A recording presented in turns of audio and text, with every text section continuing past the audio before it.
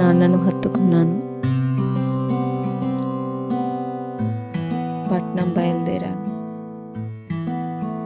పట్నం అంటేనే ఒక రంగుల ప్రపంచం అనుకున్నా. కానీ ఆ రంగుల వెనుక ఇన్ని కష్టాలుంటాయని అస్సలు ఊహించలేదు. కాలేజీలో అడుగుపెట్టిన మొదటి రోజే నా ఆత్మవిశ్వాసం దెబ్బతిన్నంత పని అయింది. ఆ పెద్ద పెద్ద క్లాస్ రూమ్లో ఇంగ్లీష్లో మాట్లాడుకునే పిల్లలు చూస్తుంటే నాకేదో తెలియని దిగులు. ఒక మూల కూర్చొని నా పాత డైరీలో ఏదో రాసుకుంటుంటే ఎవరో పిలిచినట్లు అనిపించింది. తనే శ్రావణి. నీ కళ్ళల్లో ఏదో తెలియని భయం, తపన కనిపిస్తుంది. భయపడకు, నేనున్నాను వసంత అని చెప్పింది.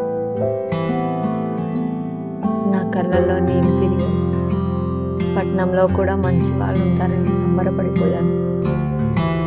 కానీ ఆ సంతోషం ఎంతోసేపు నిలవలేదు. సాయంత్రం కాలేజీ అయిపోయాక హాస్టల్కి వెళ్దామని బస్ స్టాప్లో నిలబడ్డాను. అప్పుడే ఫోన్ మోగుతోంది. చూస్తే ఊరి నుండి మా బాబాయ్ ఫోన్ చేస్తున్నాడు. ఏదో విశేషం చెప్తాడనుకొని ఫోన్ ఎత్తగానే బాబాయ్ చెప్పిన ఆ మాటకి నా కాళ్ళ కింద భూమి కదిలినట్లయింది. నా కలలు, నా పీజీ చదువు అన్నీ ఒకేసారి కూలిపోతాయేమో అన్నంత భయం వేసింది. అసలు బాబాయ్ అంత కంగారుగా ఫోన్ చేసి ఏం చెప్పాడు? నాన్నకి ఏమైందా?